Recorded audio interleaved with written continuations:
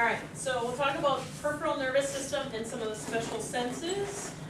Peripheral nervous system is all the neural structures outside the central nervous system. It consists of those sensory receptors, the peripheral nerves, and then those motor endings.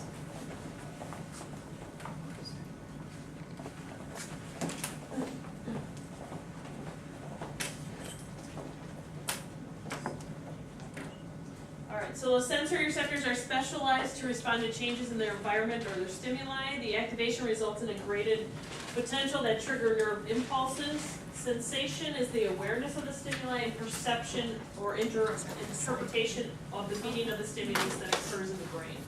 Classification of the receptors are going to be based on where they're located, the stimulus type, and then structural complexity. So stimulus type, your mechanoreceptors are going to respond to touch, pressure, vibration, stretch, and then also itch. So an actual mechanical type pressure on them. Thermoreceptors are going to respond to temperature. Photoreceptors are going to respond to light. Chemoreceptors, chemicals that you find in smell or taste. Nociceptors are your pain ones. So anytime you see noci, that has to do with the pain-causing one. So extreme heat or cold, excessive pressure, inflammation, inflammatory chemicals, etc. Pain ones.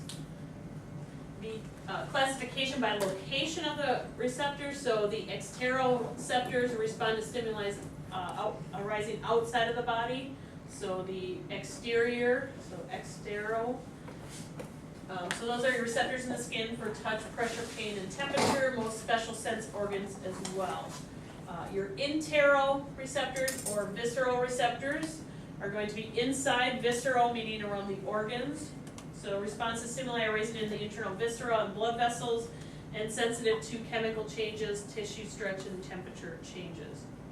Proprioceptors respond to the stretch in the skeletal muscles, the tendons and the joints, ligaments around the joints, and around the connective tissues covering the bones and the muscles.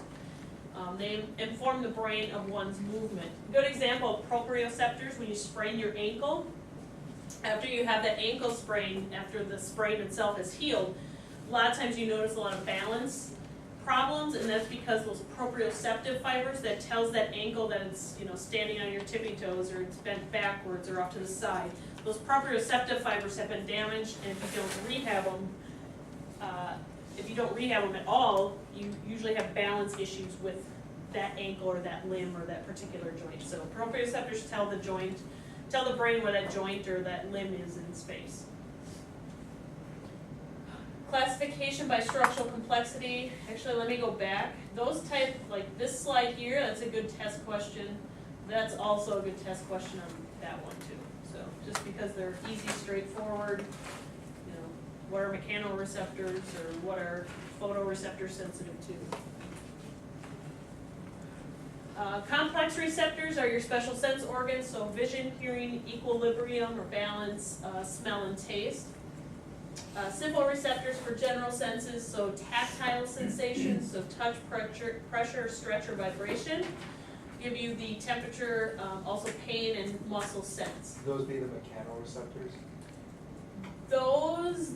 These are going to be, from what I was reading, was that mechano or touch? yeah, pressure? yeah. Okay. I was trying to think of the exact name of them. I was gonna say like the Merkel and nose type of, yeah, but some of them, the tactile ones down here, fall under this category. Sometimes the free nerve endings, though, too. So yeah. Okay. Yes, mechanoreceptors would, just because it does sense that pain, pressure, touch. So mechanoreceptors, also your nocioceptors would fall under there too. Okay.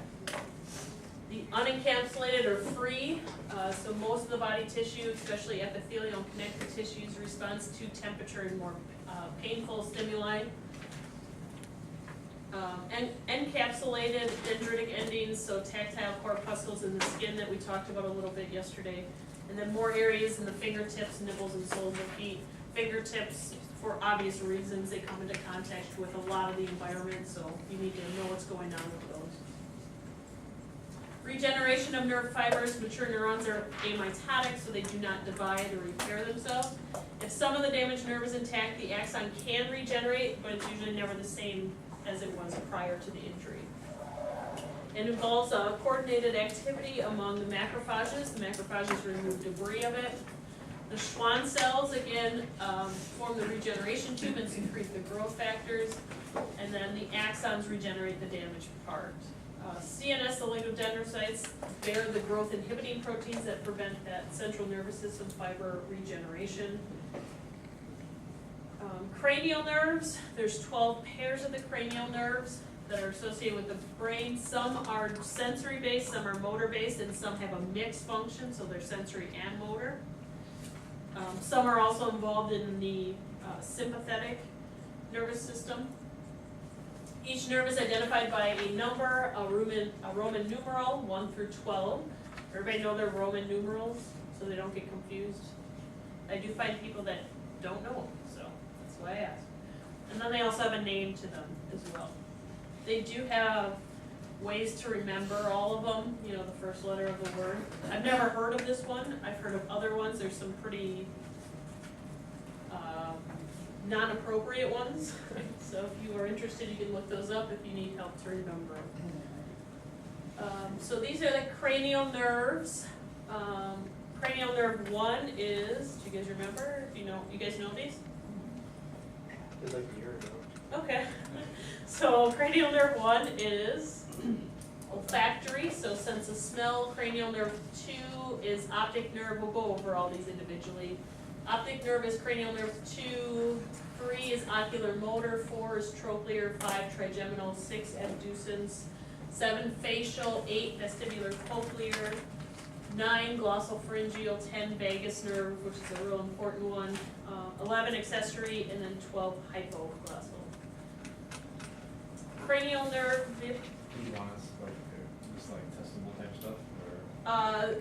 The cranial nerves are going to be testable stuff. Will I ask you to label them on this diagram? No, unless I have it. There's like a couple on the lab that we'll go over, like this part in here, but otherwise, you know, which cranial nerve is this one?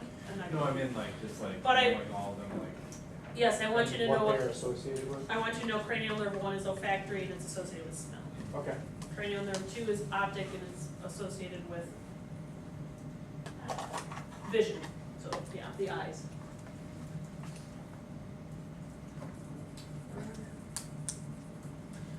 They do arise from the brain, then they go through foramina or holes in the skull, or areas they need to go to that go to the muscles, glands, or the sense organs in the head and neck that they need to serve. Olfactory nerve, again, is that cranial nerve 1, sense of smell. It can be damaged. The damage of it can cause impaired sense of smell. Yesterday we talked about that ethmoid bone. So the ethmoid bone, which you mentioned, the crista galla, lays in that ethmoid bone. That's where a membrane of that covers the brain attaches to. But on either side of that crista galla are the cribriform plate, it's called, and that's what those olfactory nerve or endings kind of go through to get the chemicals that are coming into the nose there, and then that goes up to that olfactory bulb and that way. So cranial nerve 1, olfactory nerve, smell. Optic nerve, cranial nerve 2 provides vision. Damage causes blindness in that visual field. Ocular motor nerve does some of the muscles for eye movement. Do you remember which ones? Left and right. Do you remember the muscles of the eyes? Did you guys go over? A while ago. Yeah. So they do the ones that the other 2 cranial nerves do not do. So that's how I go by it. So if you go to trochlear nerve does, it's cranial nerve 4, it does the superior oblique muscle. An easy way to remember that, if you remember that superior oblique muscle goes through that trochlea or that pulley and then attaches to the eyeball. So that gives you a hint that the trochlear nerve does superior oblique. Do you remember what I'm talking about? We'll see it on the lab too, I think, today. And then you go to cranial nerve 6, which is abducens. So it's going to abduct the eye, which would be the lateral rectus muscle. So then cranial nerve 3, ocular motor, would do the rest, which would be superior, inferior, and medial rectus, and then inferior oblique. So, do you want those again? Do you want the muscles again? Oh, no. Maybe. Ocular motor nerve does inferior oblique. It does superior rectus, medial rectus, and inferior rectus.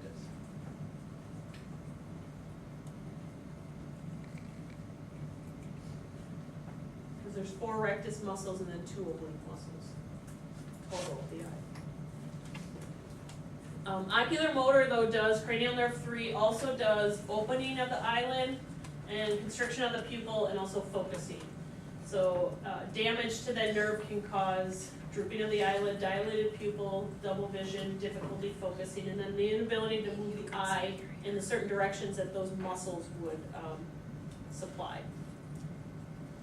Trochlear nerve again, cranial nerve 4 does superior oblique muscle.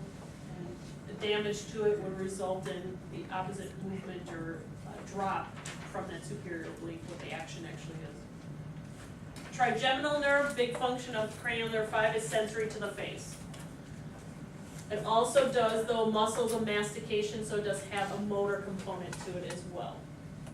So chewing. And it is broken into 3 different areas of the face. It kind of sits like this. So it goes on the forehead, over the cheek, and then on the jaw. So it has like 3 sensory branches. Abducens, again, we talked about cranial nerve 6, provides the lateral rectus muscle. So lateral rectus goes outward, laterally.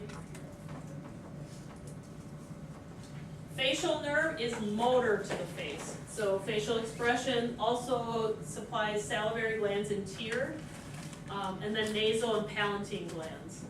Because it does the glands, it's also going to be it's going to have some autonomic purpose to it as well, because it's supplying glands, so sympathetic, parasympathetic division. Sensory of facial also does taste to the anterior 2/3 of the tongue.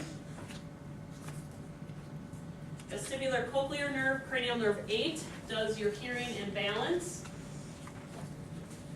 Cranial nerve 9, glossopharyngeal, does swallowing, salivation, gagging, controlled blood pressure and respiration, and then also sensory to the posterior 1/3 of the tongue. This one will also have the ANS component to it because of this type of monitoring. Vagus nerve, cranial nerve 10 is a big one.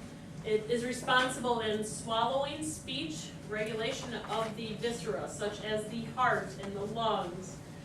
The liver goes stomach, has a lot of visceral components to it as well. So it's a very important cranial nerve. Accessory nerve is cranial nerve 11. It does swallowing, head, neck, and shoulder movements. It's the one that actually innervates that, what muscle that we talked about yesterday?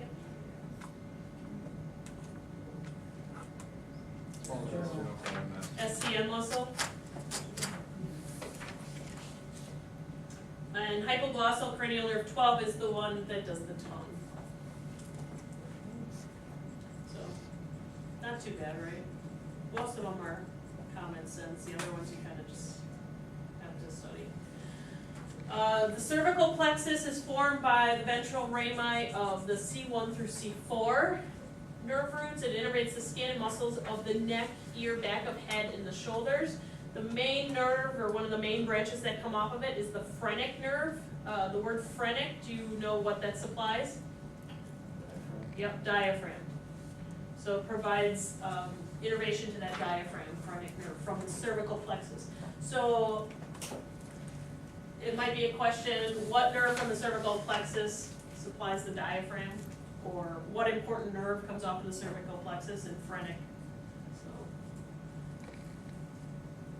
Brachial plexus is the nerve roots C5 through T1. It also can go down to C2 and have some involvement of C4. Usually though it starts C5 and goes to T1. It gives rise to the nerves that innervate the upper limb, so your upper extremity. Major nerves that come off of this plexus that supply, the lower arm or the brachial region or antebrachial region. So median nerve, that's the one that goes through the carpal tunnel. Ulnar nerve is on the ulnar aspect of the arm, and radial nerve, I always think of it as it does the posterior aspect of the arm. So those are important ones to know. If you wanted to study the whole brachial plexus, you can. As it comes off, it changes different divisions. Sometimes it's called trunks, and then it goes down to cords, and then eventually it gets down to individual nerves. So just know the major nerves that come off of and the relative position of where they are. You'll have to know it for the lab too. Lumbar plexus arises from L1 through L4. It innervates the thigh and abdominal wall. The femoral nerve is the bigger one that comes off of L1 through L4. It innervates the quadriceps, the front of the thigh. That's why it's called femoral. Also obturator nerve, but for this one I would say femoral nerve is the one to know from lumbar plexus. Sacral plexus arises from L4 through S4, and I would say the biggest nerve it gives off is the sciatic nerve. The sciatic nerve is the longest and thickest nerve in the body. It innervates the hamstring muscles, some of the adductor muscles in the thigh, and then most of the muscles of the leg and foot, and it gives rise to the lower limbs, the tibial and condyfibular nerves. Sciatic nerve, when they say thickest nerve, it is a thick nerve. And if you've ever seen it in dissection, it's probably like the size, well, maybe not a quarter. I guess it's been a while since I've seen it in person, but it was quite large. Usually when you open up a body and dissect it, you're like, really, that's it? That's what I'm supposed to look at? But the sciatic nerve is actually a very large nerve in dissection. Perception of pain, the nociceptors, all tissues except the brain, so it warns of actual or impending tissue damage. The stimuli include extreme pressure, temperature, and then histamine, potassium, etc. Sensations of pain occur in the thalamus and then continues to the limbic system, and then the cerebral cortex, so they can be perceived and interpreted. Two types of fibers transmit pain. You have your A larger fibers or your A delta fibers. They're large, they're myelinated, they produce sharp pain transmission quickly. Because they're myelinated, they give you quick information of the pain. Your C fibers are your smaller, unmyelinated nerve fibers. They transmit that dull pain slowly. A lot of your, some of those topical pain relievers that you put on, or in your physical therapy modalities like your stim units, the pain reducing stim units, what they do is they're working off of these. So the topical pain reliever that you put on is stimulating more of the TENS units too, they're stimulating the quicker nerve fibers, because those will send signals faster up to the brain versus that deeper seated pain that's bothering you. So it's actually kind of a gate control theory where it tricks the brain into thinking that you're not actually sensing that deeper pain that you've had there. That's how a lot of those external pain devices actually work. So they stimulate the faster these nerves here, so the brain doesn't recognize these fibers as much. So it calms the pain down is what it does, at least temporarily. These release neurotransmitters, glutamate and substance P. Substance P again is for your pain. Some pain impulses are blocked by inhibitory endogenous opioids, so your endorphins, again your natural pain, your body's natural painkillers, and then enkephalins. And also some of those topical pain relievers or the physical therapy things actually stimulate your endorphins also, as well as switching those nerves around like that. The pain threshold is a perceiving pain at the same stimulus intensity, and pain tolerance is being more sensitive to pain. Different people have a different pain tolerance. Some are very sensitive, and every time you touch them very lightly, they scream in pain, and other people you have to hammer them, and they're still not in pain. So you'll see that a lot. Acute pain, somatic, again, is going to be any muscle, nerve, tissue. Visceral is always related to the organ. Referred pain, sometimes it's hard to figure out, when you have some pain down the arm, heart attack pain. So sometimes the referred pain can be difficult to figure out where it's actually coming from. Chronic pain, prolonged pain beyond normal expected healing time. It can be intermittent, come and go, or it can be a constant ongoing pain. Chronic pain usually is linked with depression, just because that person is always in pain, they're frustrated, they're sick of it, they can't, do a lot of their normal activities without feeling that pain. Neuropathic pain, chronic and intractable pain, injury to peripheral nerves. Hyperalgesia, pain amplification. Phantom limb pain is an example of that, so once they're amputated, they actually still sense that they have that limb there. So, special senses, the ear. We'll go over the anatomy of it or review the anatomy. Do you remember much of it? Do you know the smallest bone in the body is located in the ear? It's always a good trivia question. There's 3 of them. So sound comes in here. I think it goes over this, but sound comes in here, vibrates that tympanic membrane. That vibration is passed through those ear bones into that oval window, and then that oval window leads to the cochlea for hearing, and then the vestibule, which does more of the balance type stuff. And then inside there's hair cells that it would stimulate for the hearing, or just the liquid or fluid that flows back through here. Those vibrations or that movement of the fluid gives you the sensation of what you need to perceive. So, and then that nerve, that vestibular cochlear cranial nerve 8 comes right in here, so that the nerve picks up those sensations and then goes up to the brain.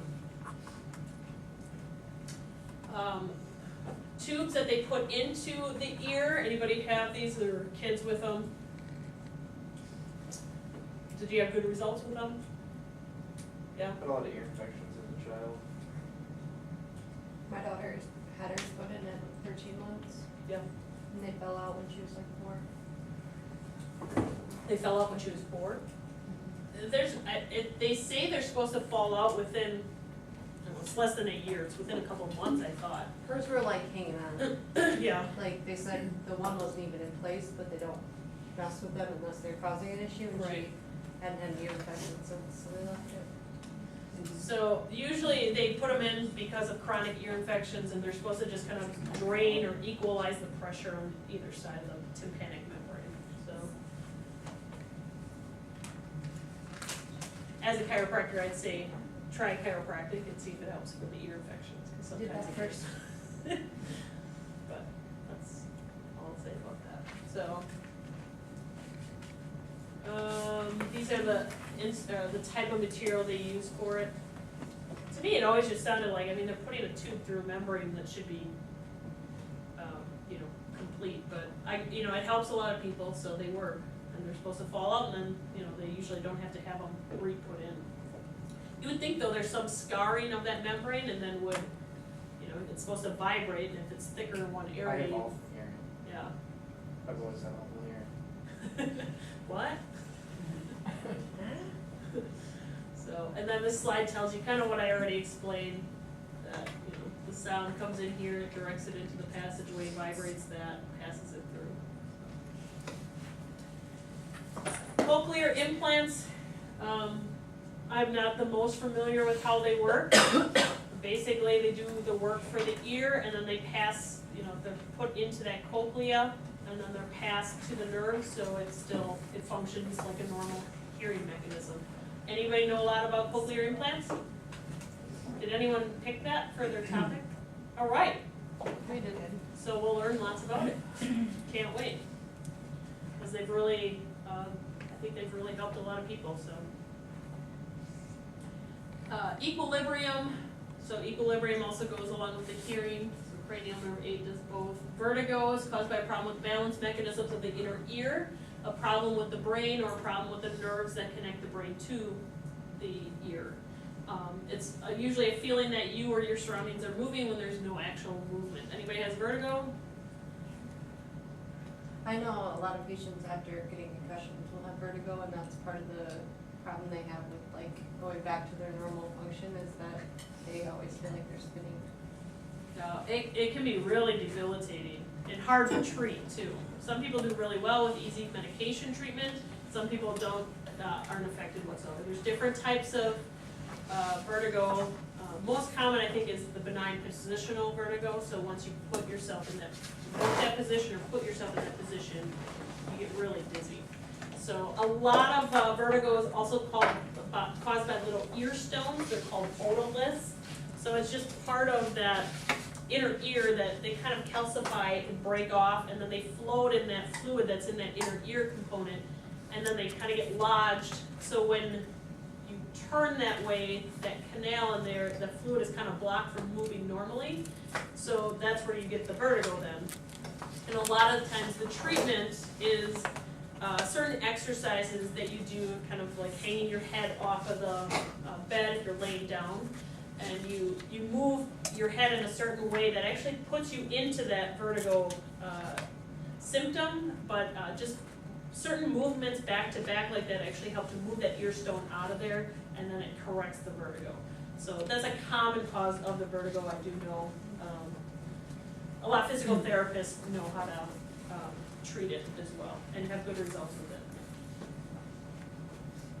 Motion sickness, your brain senses movement by getting signals from the inner ears, eyes, muscles, and joints. When it gets signals that do not match, you can get motion sickness. Example, down below, when you go down below on a boat, your inner ear senses motion, but your eyes cannot tell you're moving because the room downstairs in the boat looks normal, versus if you were up top, you could see the horizon, moving. So it gives you motion sickness. So anti-motion drugs depress the vestibular input, so it calms down that nerve signal so it doesn't feel like you're actually moving. Hearing disorders, tinnitus or tinnitus, it's a symptom, not a disease. It can be due to cochlear nerve degeneration. 90% of people have noise-induced hearing loss causing permanent damage to the cochlea. Can be due to blockages of the ears, auditory nerve damage, and some medications. Meniere's disease can be quite debilitating too to certain people. It's an inner ear disorder, not an inner eat disorder. The exact cause is unknown. 4 main symptoms: drop in hearing, pressure in the ear, ringing or roaring in the affected ear, and then vertigo. So Meniere's is usually a lot of vertigo, but you also have some loss of hearing as well with it. Some think it's due to a virus, others do not. So again, anytime with balance issues, it can be really debilitating for people. The eye, we'll go over the structures of the eye in the lab as well, so you can refresh on those. The thing I will put out, there are different layers of the eyes. Did you guys learn those? The tunics, the different tunics. So the outer one contains the sclera and the cornea. The inner one contains that ciliary body or ciliary muscle and the choroid, and then that inner one is going to be your vascular or retinal layer. Eye floaters, they're caused by small flecks of collagen. As you age, the vitreous humor, or that liquid that's in the eye, you get the vitreous and its millions of fine collagen fibers shrink and become shred-like, and the shreds accumulate in the vitreous. So smaller particles that kind of like a degenerative cartilage type process that you think of like in other joints. It causes a change in the amount of light that hits the retina. I'm sure, I know I have floaters in here. Anybody else have floaters in their eye? I think it happens to people with that are nearsighted as well, and is also as you get older. Do you wear contacts, Cody? Yes. So, and I would assume you're nearsighted with contacts. So, especially noted when I start looking through a microscope. Different eye disorders, corneal abrasions.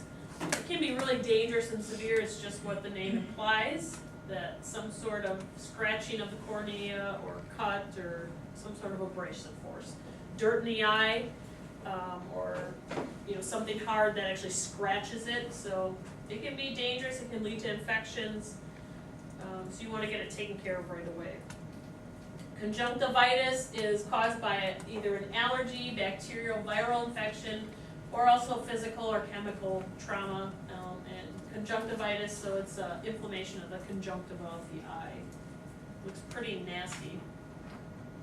My daughter was looking at this, she's 2. She's like, what's that? I was like, oh God, it's close to bedtime, don't worry about it. So it's kind of bad. Glaucoma is due to an increased pressure that can damage that optic nerve on the backside of the eye. So just the increased pressure puts pressure outwards and it can damage that nerve. They use a tonometer to measure the actual pressure inside the eye. I don't think I've ever had my pressure inside my eye tested before, so to me it just kind of sounds scary or uncomfortable, really. Is that where they shoot the air at your eye? I believe so, yes. Have you had it done? Oh yeah, it's not. Does it actually hurt? No, No. the first one's not bad, but the second one, it's coming, so you keep jumping, and the lady's always like, just sit there, just sit there. So, but, yep, useful diagnostic tool though for that. Cataracts is a clouding of the lens, so progressive painless clouding of the lens of the eye. The protein builds up in the lens and then blocks some of the light from passing through it, so the images are not as clear. Detached retina, very serious condition that you should seek treatment for immediately. It separates, the retina separates from the tissue around it. Symptoms, it's usually not painful, you can have some flashes of light. Usually you'll lose some vision on the side, so you'll have darkening from one of your side vision, peripheral visions. And you can also see, some people say they see a lot more floaters or flecks or flashes of light before that. So, any questions or comments? All right, let's start the next one.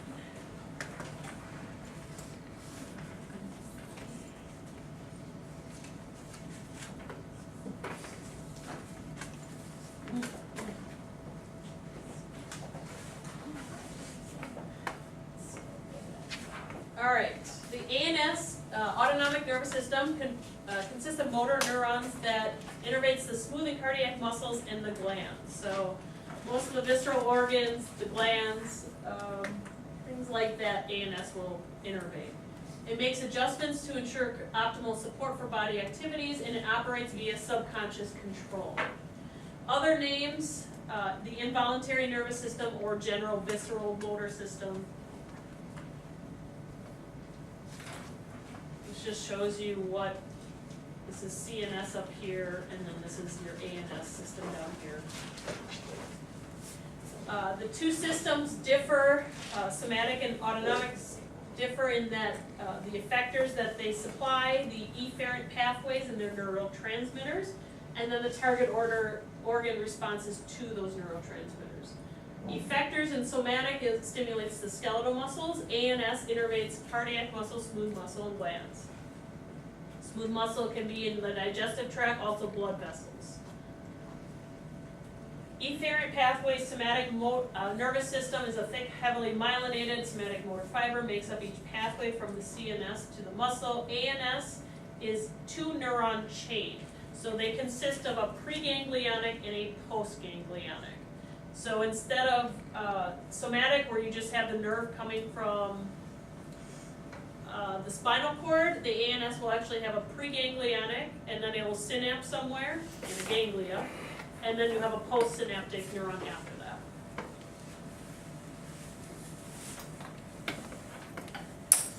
Neurotransmitter effects, so all somatic motor neurons release the acetylcholine neurotransmitter. The effects are always stimulatory with skeletal muscle fibers. In ANS, the sympathetic postganglionic fibers release norepinephrine, and parasympathetic postganglionics release that acetylcholine. The effect is either stimulatory or inhibitory depending on the type of the receptors of the target organ. So, sympathetic norepinephrine, parasympathetic, acetylcholine. Remember those two. Sympathetic, norepinephrine, parasympathetic, acetylcholine. From the last lecture, in the CNS, it's acetylcholine that they use. Divisions of the autonomic nervous system, you have the sympathetic and parasympathetic division. Sympathetic is your fight or flight response, that response that you're gonna run away from a tiger because it's chasing you and wants to kill you. The parasympathetic division is your rest and digest. So that's the division where you ate, you're full, you're sitting on your couch, and your parasympathetic division is highly upregulated. I've never seen it called the E division or the D division, but if that helps you remember, E division, exercise, excitement, emergency, embarrassment is sympathetic, and D division, digestion, defecation, and diuresis. So, dual innervation, almost all visceral organs are serviced by both divisions, so both sympathetic and parasympathetic, but they cause opposite effects. And actually, they're always adjusting the levels of each at each moment. So, sympathetic can be high and parasympathetic can be low, and it just sympathetic dips down, parasympathetic will go up or whatever. So it's constantly being adjusted like that. They're not always equally different from each other, but they're always opposing each other and adjusting each other's. It promotes maintenance activities and conserves body energy. The parasympathetic, its activities illustrated in a person who relaxes, reading after a meal. Usually with parasympathetic, the blood pressure, heart rate, and respiratory rates are low because you don't need a lot of energy to run away, you're just relaxing. So blood pressure, heart rate, respiratory rates are decreased. Your gastrointestinal tract, though, is high because you're digesting the foods. Pupils are constricted, and lenses are accommodated for close vision. In sympathetic, it's mobilizing the body during activity, so it's promoting adjustments during exercise or when threatened. So it's constricting those visceral blood vessels to shunt blood away from the digestive organs, and shunting that blood to the muscles or the heart or something that needs to work to make you run away from a tiger. The bronchioles will dilate, so those airways into the lungs will open up, so you can bring more air into the lungs and push more air out, so you have fresh oxygen supplying the tissues. The liver also releases glucose for energy reserves as well. The anatomy, sympathetic is in the thoracolumbar region of the spinal cord, so between the thoracic and lumbar regions. They have short preganglionic and very long postganglionic fibers. Their location of the ganglia are close to the spinal cord because they have short preganglionic fibers, so they have to synapse pretty close to that spinal cord. Parasympathetic, the origin of it is the brain and the sacral spinal cord, so they're called the craniosacral division. Long preganglionic and then short postganglionic, and the ganglia is in the closer to the effector organ, therefore they have a long preganglionic and the short postganglionic. This is an easy test question too. So which one, which division has a short preganglionic fiber?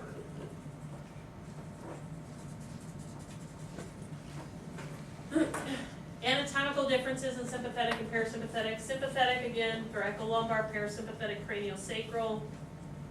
This just goes over the same thing we just talked about. Same thing, it just kind of breaks down a little bit, shows you a picture of what organs it supplies mostly. And this is sympathetic, same thing. The neurotransmitters in the ANS system, again, are acetylcholine and norepinephrine. Cholinergic fibers release the neurotransmitter acetylcholine, which deals with all ANS preganglionic axons, and the parasympathetic postganglionic. So parasympathetic acetylcholine. The adrenergic fibers release the neurotransmitter norepinephrine, and that's sympathetic postganglionic fibers.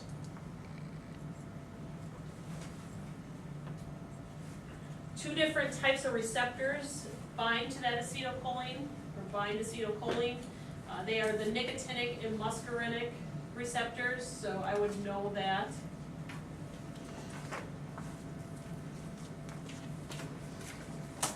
The nicotinic receptors are found on the motor end plates of the skeletal muscle cells.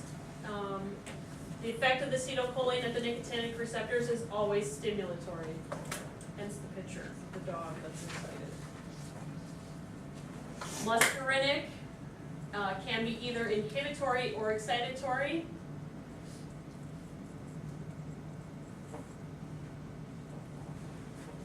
There's different types of the receptors, so there's alpha or alpha 1, alpha 2, beta, beta 1, beta 2, beta 3.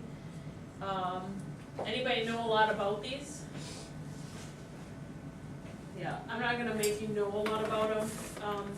To me, as just kind of a brief overview of them, certain ones will be this chart here. It says no basic location. You don't necessarily need to know basic location for the test or anything. I don't think I'll test you on this, but it so certain ones do deal with certain parts of the body. The importance of it comes with probably more so medication-wise, in which ones the medications will associate with or how to treat certain things. So that's the my overview of it, and the importance of the different receptors, the different receptor types. So, effects of drugs, the atropine is an anticholinergic. It blocks the muscarine acetylcholine receptors, and it prevents salivation, also dries out the respiratory secretions. You guys probably know more about the drugs than I do because I don't deal with drugs on a regular basis. Anybody know a lot about? We should just farm. Well, I'm not gonna hold it against you. Atropine stimulate the vagus nerve to increase the heart rate.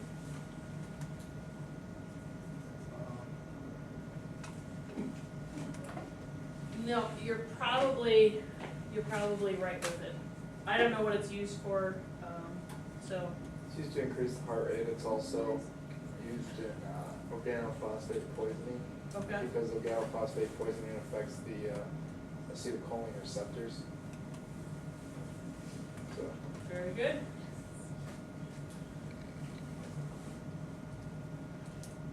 Most of the visceral organs, again, have dual innervation, so some sympathetic, some parasympathetic. Dynamic antagonism allows for precise control of visceral activity. Antagonist just means the opposite. One is affecting the opposite. So when you talk about antagonistic muscle groups, the triceps, biceps, one flexes it, one extends it. So that's an antagonistic effect. Same thing with sympathetic versus parasympathetic. Sympathetic, again, increases heart and respiratory rates, also inhibits digestion and elimination. Says you're running away from the tiger, you don't want to be digesting foods or urinating at the same time. Well, maybe you are urinating at the same time, but for different reasons. You're not making urine, I guess. Parasympathetic division decreases heart and respiratory rates and allows for digestion and discarding of waste. So it's increased digestion and increased making of waste products. Sympathetic tone, sympathetic division controls blood pressure even at rest. Sympathetic tone, your vasomotor tone, keeps the blood vessels in a continuous state of partial constriction. The alpha blocker drugs interfere with the vasomotor fibers and it can be used to treat hypertension, decrease the blood pressure in the body. Parasympathetic tone normally dominates the heart and smooth muscle of the digestive and urinary tract organs, so it slows the heart. It dictates normal activity levels of the digestive and urinary tracts. Sympathetic levels can override these during the times of stress, and then drugs can also block the parasympathetic responses. Cooperative effects, best seen in control of the external genitalia.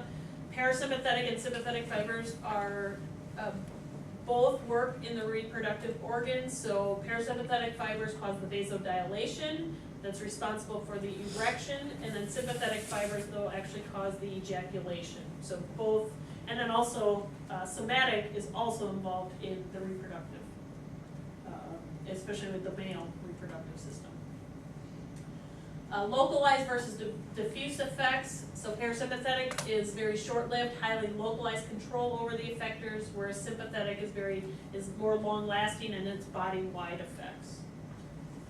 Just because it's so stimulatory. Hypothalamic control may be direct or indirect through the reticular system. Centers of the hypothalamus, what it actually controls. It does control heart activity and blood pressure.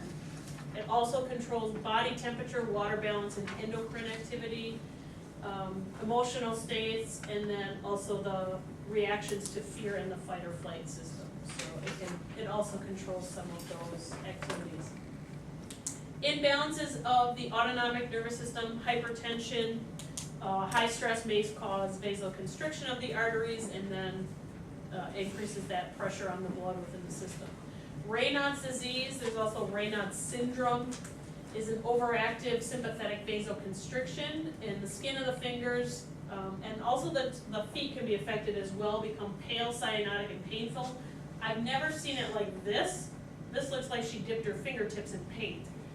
I don't think that's as realistic as what I've seen. Usually those people, I mean, they turn white, but I mean, it's just very, very, think of very, very pale white I've seen skin. like pale purple kind Yeah, of. and blue. I've seen that. I've never seen the way this picture makes it look. I mean, and usually I've always seen the whole, well, I know, I take that back. It's usually the whole hand, but I've seen it divided a little bit too. I don't know what you've seen, but. It's double. That'd be cool to see though. It can be associated with other syndromes or diseases. There's the Crest syndrome that Raynaud's can be a part of. It can just occur though by itself for unknown cause. It can be very painful though too, so. Autonomic dysreflexia, uncontrolled activation of the autonomic neurons, common in quadriplegia and injury above T6 levels, painful stimulus to skin or overfilled visceral organs, blood pressure rises with the risk of stroke. Horner syndrome. Anybody doing Horner syndrome? Did anyone pick that? Anybody know much about Horner syndrome? So it's damage to the superior sympathetic trunk on one side of the body. It results in ptosis. Anybody know what ptosis is? Eyelid drooping, pupil constriction on the affected side of it. So it involves the eye. Vagotomy, cutting or severing the vagus nerve. It can be a treatment for peptic ulcers and decreases the secretion of gastric juices. So I'm not too familiar with cutting the vagus nerve, but I guess they just cut the branch of the vagus nerve to decrease the sensation of peptic ulcers. Also, I read something about weight loss. It might be the new thing for weight loss. Mostly they do that it results in weight loss. So the vasovagal syncope, or someone passing out or fainting, is usually due to a drop in blood pressure, can be provoked by emotional stress, pain, dehydration. I've also seen it with people that, after a bowel movement from bearing down so much, they can actually pass out. I have a couple patients that do that. Frequent enough? What's that? Vasovagal. Yep. The other common thing is just standing up too fast, and some people can have that orthostatic hypotension where they stand up too fast, the blood doesn't come out of their legs and shunt up to their brain and heart fast enough, and then they pass out because of that. So Every time I've been sick since I was barely a teenager, every time I've gone to vomit, I vasovagal. yeah, And they said it's just It's because the of same the way the vagus nerve runs along the diaphragm, so yeah, Yep. clench and then it just pass out. Yep. So yep, same thing. I think vomiting was on there, bearing down for bowel movement. I think even urination they said a little bit too, but I've seen it with the bowel movement, so I'm always like, it's kind of weird. Okay. Put your legs above your heart. Lay down on the floor.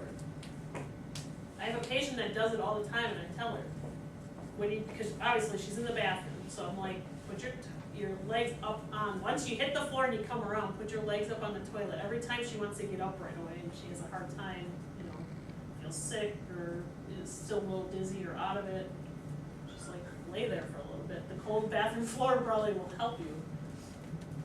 And then this is just a chart of the different functions of the ANS, sympathetic and parasympathetic. So that might be the answer to that quiz question where you could get it from. Wasn't sure if we were gonna make it to it, but we made it plenty of time. Lots of information. So that study guide will help you, but I like the bigger, easier things that you can see, the 3 functions of this, or the 3 different parts of this. So. All right, we can take a little bit of a break and